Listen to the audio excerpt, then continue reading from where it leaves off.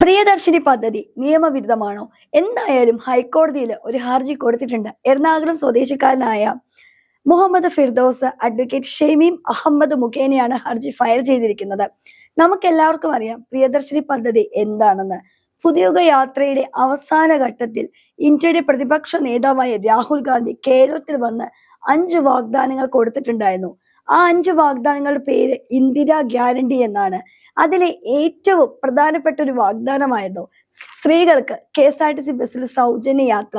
ഇന്നാണ് ആ ഒരു സുദിനം. ഇന്ന് രാവിലെ മുതൽ നമ്മൾ കാണുന്നതാണ്.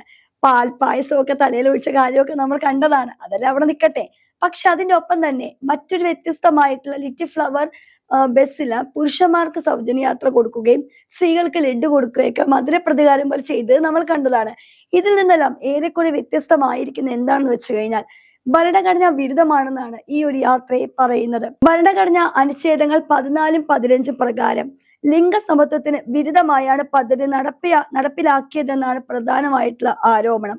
വരുമാന പരിധിയോ താമസ യോഗ്യതയോ ഒരു നിർദ്ദിഷ്ട ക്ഷേമ ലക്ഷ്യമോ ഇല്ലാതെ ലൈംഗിക ഭേദം മാത്രം അടിസ്ഥാനമാക്കി ആനുകൂല്യങ്ങൾ നൽകുന്നത് ഭരണഘടനാ വിരുദ്ധമാണെന്നാണ് ഹർജിക്കാരന്റെ വാദം. ഏറെക്കുറെ ഇത് ശരിയായ ഒരു കാര്യമല്ലേ? ഉദാഹരണ സഹിതം മറ്റൊരു കാര്യം കൂടി പറയുന്നുണ്ട്.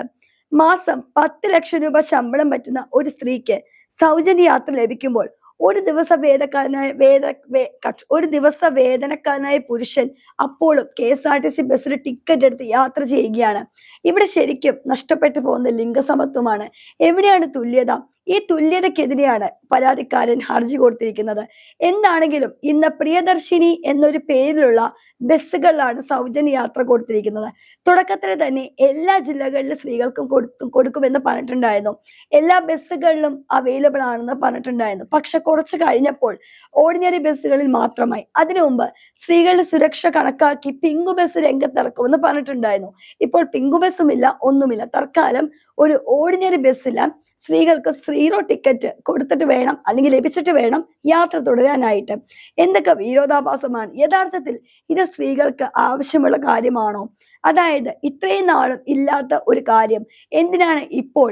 ഇത് ശരിക്കും മറ്റൊരു ഫ്രീ ബി രാഷ്ട്രീയം അല്ലേ എന്ന് ചോദിച്ചാൽ ഫ്രീ ബി രാഷ്ട്രീയം തന്നെയാണ്. കാരണം ഈ ഒരു പദ്ധതി കർണാടകയിലൊക്കെ ഓൾറെഡി നടപ്പാക്കിയിട്ടുണ്ട്, തമിഴ്നാട്ടിൽ നടപ്പാക്കിയിട്ടുണ്ട്. പക്ഷേ അവിടെ നിന്നെല്ലാം വ്യത്യസ്തമായിട്ട് ഇവിടെ കേരളത്തിലേക്ക് കൊണ്ടുവരുമ്പോൾ ഇവിടുത്തെ സ്ത്രീകൾ തന്നെ ഇരു കൈനീട്ടി സ്വീകരിക്കുന്നുണ്ട്.